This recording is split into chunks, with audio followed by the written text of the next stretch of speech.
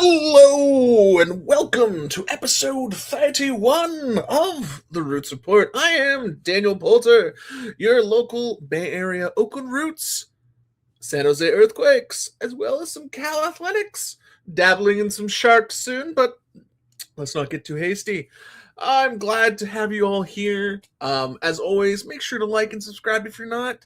Patreon up soon, so check all that good fun stuff out. But let's get to the more important stuff. It's Oakland Roots time. And nothing happened in Phoenix, right, guys? Absolutely nothing happened in Phoenix, Arizona. But let's go to Phoenix, Arizona. So, what happened? The Oakland Roots. Oh, before.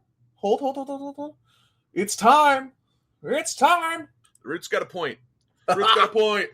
Roots got a point. Wow. The Roots got a point. Woo! Roots got a point. Roots got a point. The Oakland Roots went to the belly of the beast. Phoenix, a place they had not.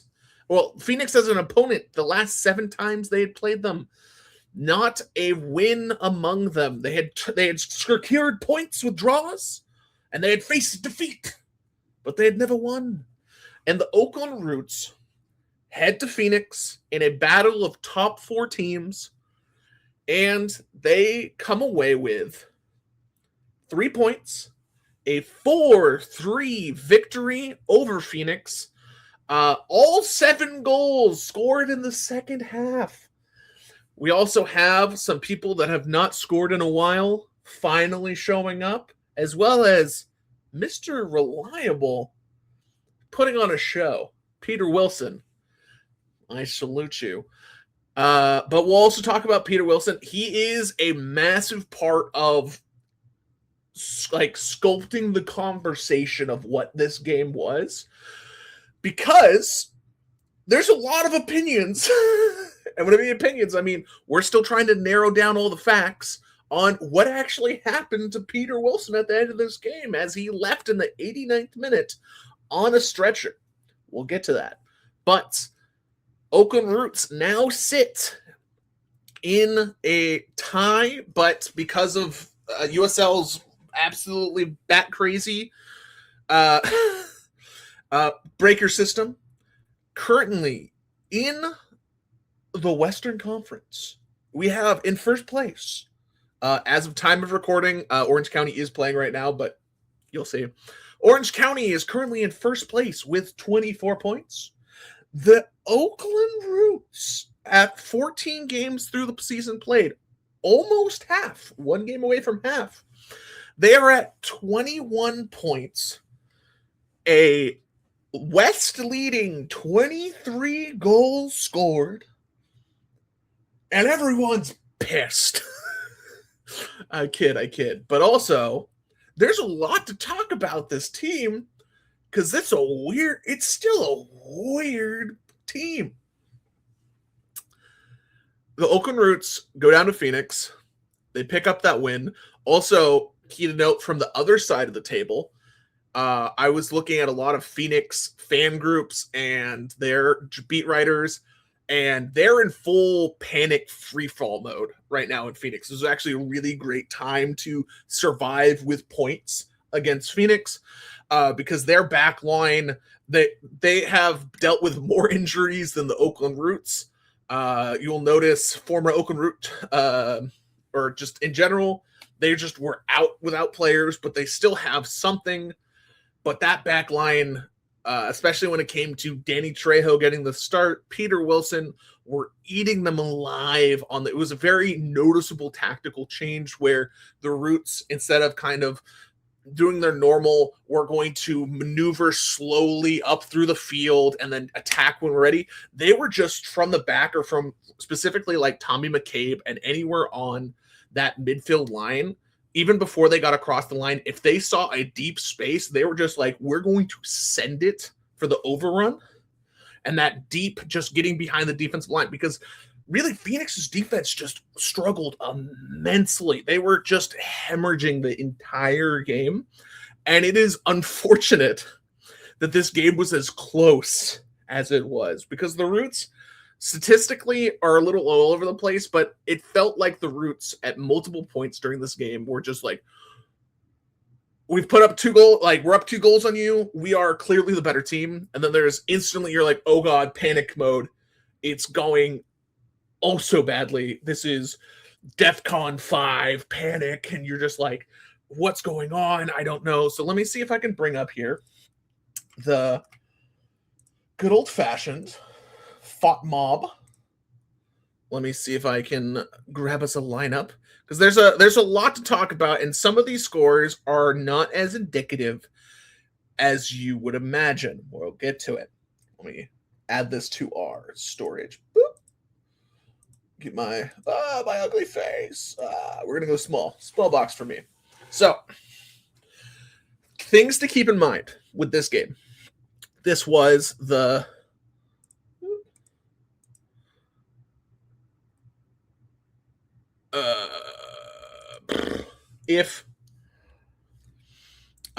this was the Oakland Roots' 3rd game in 7 days. This was a 99-degree 8:30 start, which is diabolical. Is the most Phoenix statement I've ever heard, outside of man boils alive while sipping drink at baseball game. But what we saw here is not the traditional starting lineup. We didn't have Wolfgang starting, and we also didn't have King and Tingy did not play on right back to start, and also we had Julian Bravo starting over Hackshaw for a little bit, and we had Hackshaw back starting. So we'll get to Wolfgang because he came off the bench and continues to prove that he may be the best left wing in all of the USL right now. I think it was the USL Tactics guys on Backfield. 2 of them had John, and I think Peyton had Wolfgang as their part. If they had their all USL team today, Wolfgang would be on it. And that's understandable. He has had an absolutely fantastic season. And I've been really, really pleasantly surprised / really excited to see Wolfgang, what he can do from here. But let's look at the starting lineup a little bit. So it's clear, and I think this may just been Ryan Martin, just like, we have to get him out of his funk. We can just have Danny Trejo, just let him run with it, go for it. But Danny Trejo did get the start, which I was a little skeptical of in the moment, just because Danny Trejo has struggled so heavily this season. It continues to feel like he has hit a little bit of, I don't want to say like a mental wall, but I always think, but Danny Trejo and Florian Below, we'll get him here, both had their first goal in Oakland Roots uniforms. You could argue Danny should have had multiple, because there was multiple opportunities. There was a breakaway in the mid part of, I believe, the first half, where Trejo, he did that thing where we always talk about, where we're like, damn, no one else on this team is able to do something like that, where he has the 1v1 ability to make his defender literally fall down, and it's just him 1v1 with one defender, and then Bertrand Jacquesin to his right. Part of me is he made, I think, the correct decision to pass the ball. I want him to be a little bit selfish until he's like fully back to being, if he can regain Danny Trejo. And we'll see if I do some singing later or not. But Danny Trejo, if he can regain what his mojo, get his funk back, that is an amazing asset. And we can finally, this attack can, like, it's so weird being like, oh, they scored 4 goals. They were pretty bad. Like, they should have had 7. But like Phoenix, you probably could have had 6. Like, Phoenix's defense they're not having a good time right now. But Danny Trejo did make, I think, the technical correct play, and he passed it off to Bertrand Jacquesin, who had a very wide open right side of the goal. Instead of one-timing it, Jacquesin took the extra step / extra touch, and that just completely just blew up the entire position. I was actually soured a lot on Jacqueson's performance just because of that one play. Everything else he did relatively well. I really love his runs on the right side. It's really, really nice, especially this Fop Mob will say that Peter Wilson was the left side. Don't trust Fop Mob. A lot of the times, sometimes they're where they think people are is a little funkier than actual real life, and that's okay. But we had Florian kind of playing on a little bit of the left side, but he was a lot of floating, and I really liked a lot what I've been seeing from Florian. He finally got that goal. He got that off his back for both Danny and for Florian. And this team needs to have a third attacker. And what I mean by attacker, I mean that's putting up statistics. So you have Peter Wilson, and hopefully you have Peter Wilson back very soon. We'll talk about that entire situation here in a second. But who is the third stat getter? Who is the, and it's not necessarily a goal scorer, though that does help. But currently, as it's situated, we have Peter Wilson. Good job, Peter Wilson. Good shit. You got Wolfgang Prentice. 3 wolves inside you. Woo! You love to see a Wolfgang Prentice. Who's third? And if you were to answer the correctly of now Danny Trejo, Florian Velo, Tucker Lepley, Bertrand Jacqueson, Jesus De Vicente, Julian Bravo, and Mark haven't played since game 3 Fisher are all tied for third place with 1 goal. And that has to be an area of, and I think it's on this roster. I don't think you actually need to bring in someone, though I could see them bringing in maybe one player as just a motivational bench pusher, like where it's like, hey, if you don't do well, we've got Frank in the trailer. Like Frank's ready to roll, but like we would rather it be Bertrand Jacqueson, or we would rather it be Danny Trejo. We'd rather not break in case of emergency and break out Frank, because I don't think the Roots, and I could be very wrong here, but the West has no one who is just claimed it like we are ready to roll. The West, we are like, it's not like Tampa Bay Rowdies on the other side where it's clear that Tampa Bay is, as of right now, a cut above everyone else. We thought the same thing with Louisville last season, and also for the Roots case, they're in the East. You don't have to think about them at all. To be honest, you could completely ignore the Eastern Conference because you have to get through the West first anyway. I'll break down some of the differences between last year's team and this year. Well, that'll be a segment coming up here in a little bit. But overall, it was 4-3. I think both teams slightly lucked out when it came to penalties. Both teams were awarded a penalty. Peter Wilson smashing his, and Sacco smashing his for Phoenix Rising. Peter Wilson did get shoved. I think it was one of those things where it's like, if the foul was called anywhere else, it probably isn't like that egregious. But because it was in the box, it was the last offender, I get why it was called. And he was pushed. I think he probably gave it a little bit, but Peter Wilson is pretty good at drawing penalties, so that's not too bad. On the other end, Kendall McIntosh hit the ball first and then hit the guy. I don't see, as a former goalkeeper, that's just called defending your space to me. I understand I'm biased a little bit, being that I'm around the Roots more than I'm around Phoenix, of course. But it was called. You're just going to have to roll with it. There is no VAR, and you go forward. All these goals were in the second half, which is still so wild that the gates were just opened.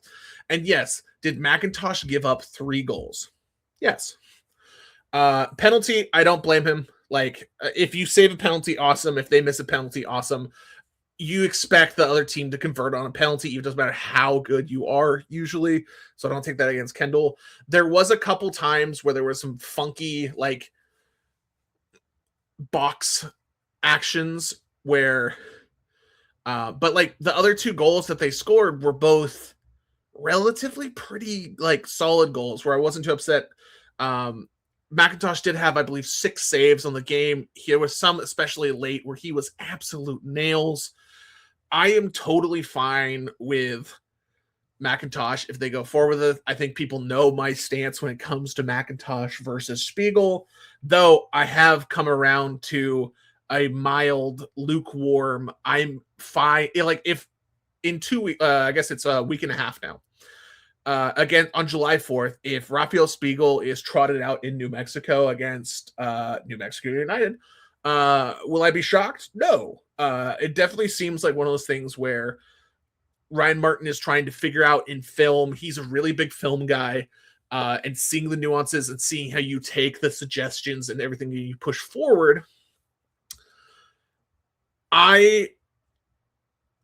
I don't think they're a West winning goalkeepers on this roster, but I also think from the resources that the Roots are using on both of them, they are both massive steals, especially Spiegel. And I doubt unless one of them gets hurt that they'll bring in another goalkeeper. I don't have direct sourcing on that. That's just my vibe from talking to people inside the organization. I think especially we talked to Ryan Martin, he's like, yeah, we've got 2 great goalkeepers. And it's like, yes, he's talking to the media. He's not going to be like, well, yeah, Spiegel sucks. Like, keywords, I don't think he actually sucks. This is part of repertoire. But the Oakland Roots. Peter Wilson, player of the week, 2 goals, 1 assist, leads the team with 9 goals. Absolutely monstrous performances. He probably won't win the Golden Boot because a guy in Detroit scored 5 goals a week and a half ago. But let's transition here to let me grab the Peter. Let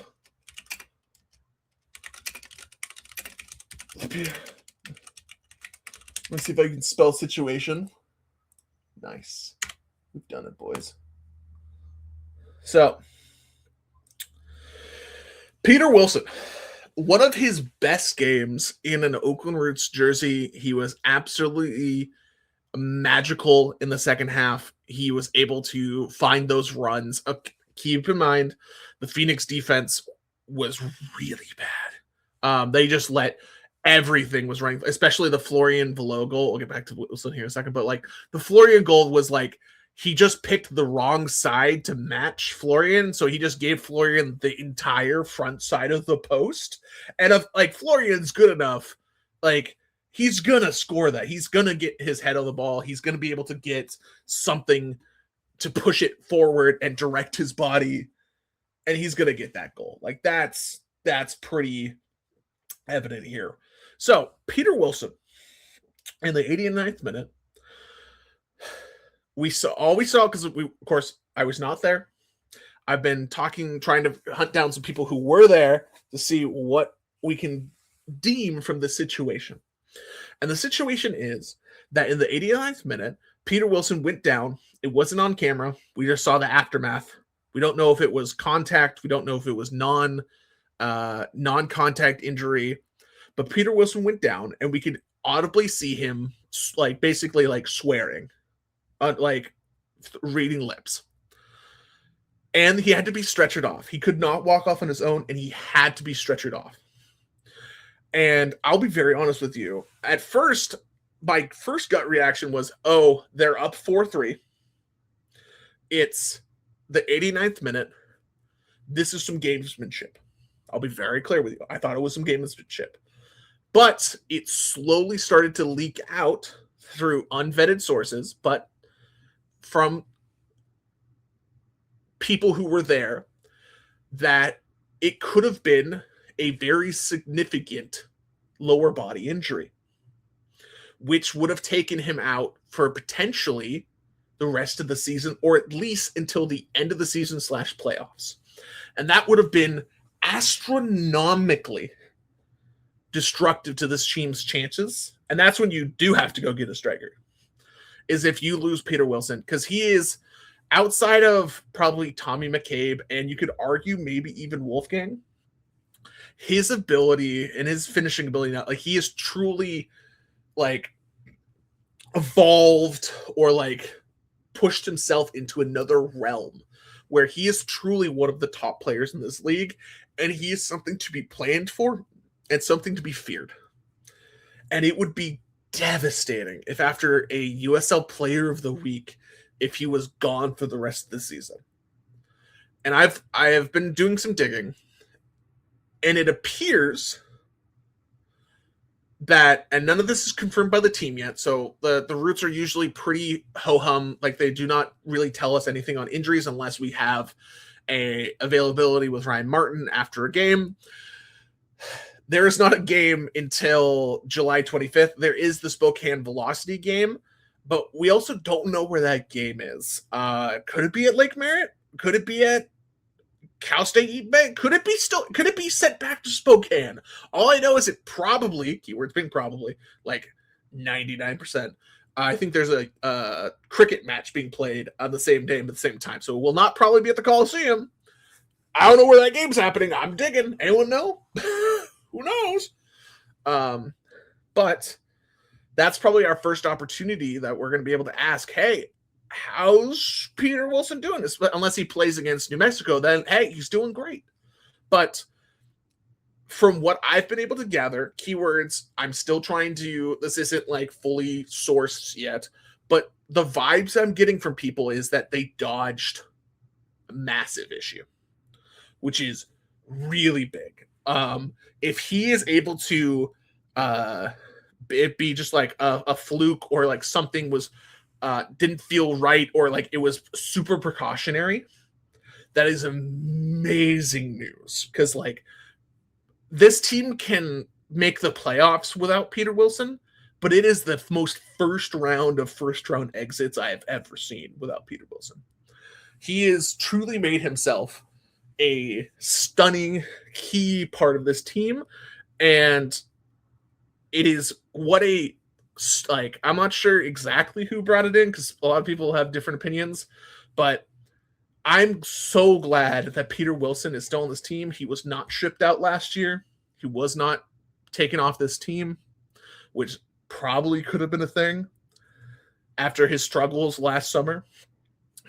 But if Peter Wilson, and like, I need to stress, we do not have a confirmation from the team on either direction. This could still be really bad. It could be super cool. It'd be great.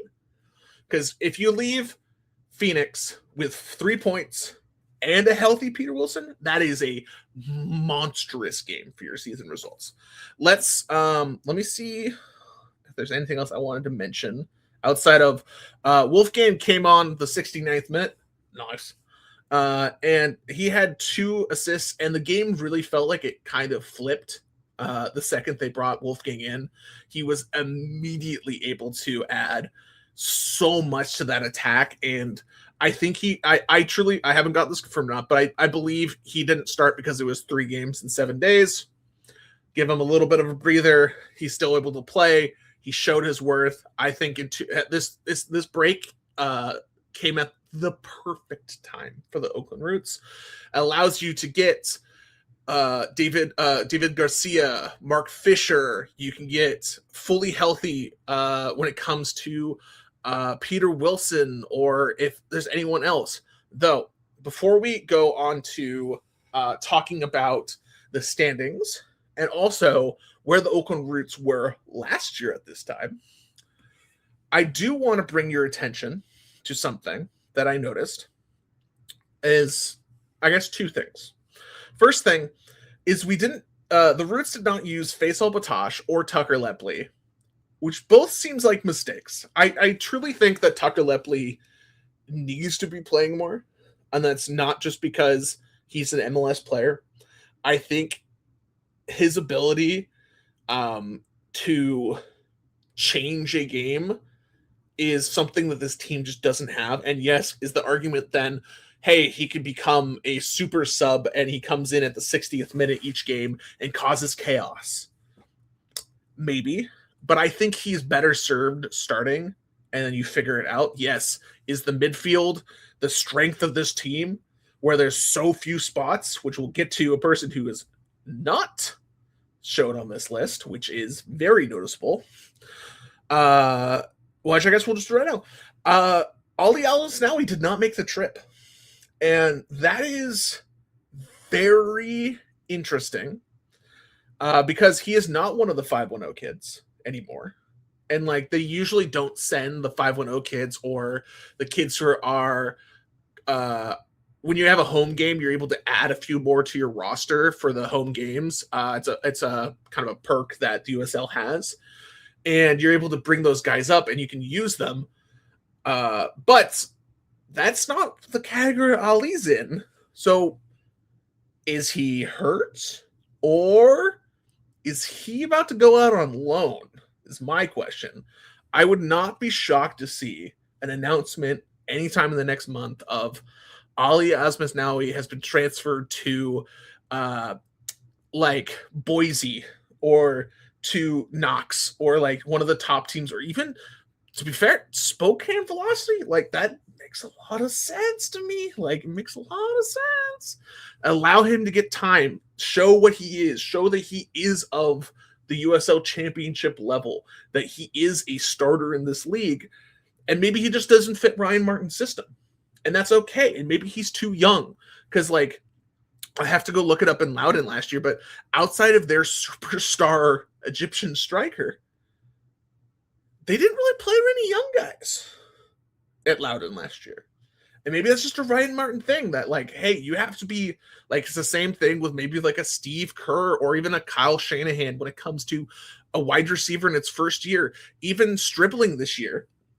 Like, you got to be, like, especially like for the 49ers, like you got to be good. You got to be able to block. You got to know what you're doing. You got to be not overwhelmed at all times. Because why would I play you if you're not ready to roll?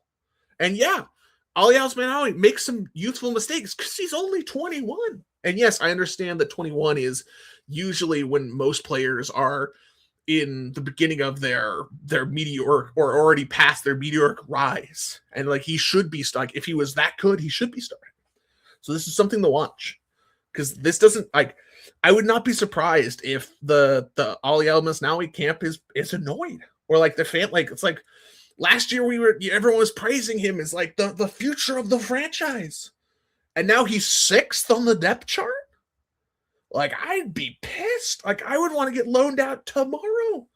I think he still has value for the Roots, but I think for him, it may be just better to go on loan. And if you need to call him back if you have multiple injuries, that's okay. But let's go to an interesting conversation, a little thing I saw. So, the Oakland Roots right now, let's look at these results. Ooh, Orange County's losing to Miami. Very, very good. You love to say it. So in the Western Conference, what can we take from some of these notes? First thing, Oakland Roots are tied with El Paso Locomotive with 23 goals scored. Very good job, Oakland Roots. You're tied for leading scoring. Only bad thing is they are 4th in the Western Conference in goals allowed.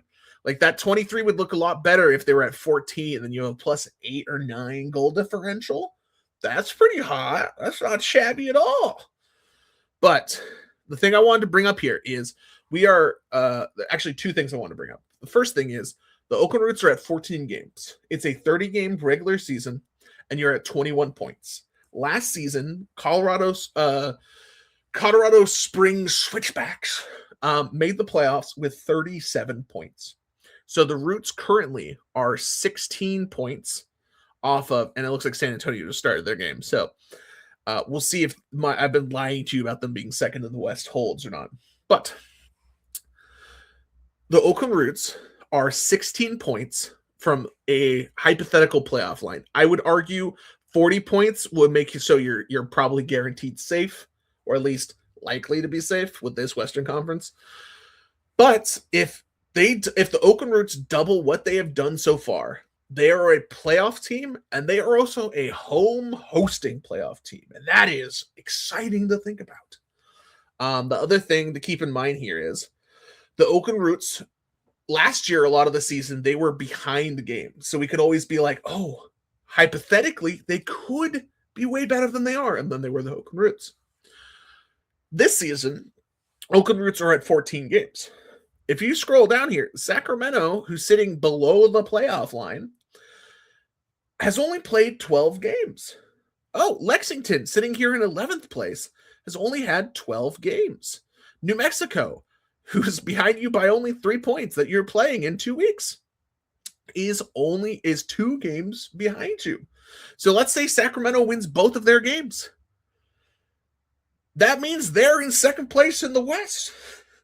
Let's say Lexington wins both games. That means they're tied with you. Doesn't mean they will, but there's a lot of these teams, especially the New Mexico, and then also Colorado Springs was at 12 before playing their game right now. The West is going to be an absolutely wild ride for the rest of the season. And I'm really excited to see. But for context, this is what I wanted to bring up here. So the Oakland Roots are at 21 points. And they have 5 wins and 6 draws. Let's look at last year at this same time. What point total were the Oakland Roots at? So that first month was atrocious for last season. And it took them over until their 6th game of the season to win a home game. Or not home game, to win a game in general. So 14 games puts them at Birmingham Legion. And it's a little bit of a shame that it lands on Birmingham Legion and not Colorado Springs, because this would have emphasized a much larger point, but this point still stands. So 4 wins plus 2 draws is 14 points in 14 games. The Oakland Roots this year have 21 points. That is a massive change. And also, they could be even better. Like, it still feels like one of those things where we're waiting for this team to put it all fully together. But I truly think, and it may not resolve like this, but internally, this team could be something special. And I'm excited to see the rest of this season brings. But have I yapped for too long? Who knows? I've been Daniel Poulter. Make sure if you made it this far, like and subscribe, you sicko. I appreciate you and all you do. I'll see you next week. We'll talk. Well, I'll see if I can I'm trying to get some special guests for the break. So we'll see if I can get some fun stuff put together. But worst case, this has been Daniel Poulter. This has been Roots Report. I'll see you guys all next week.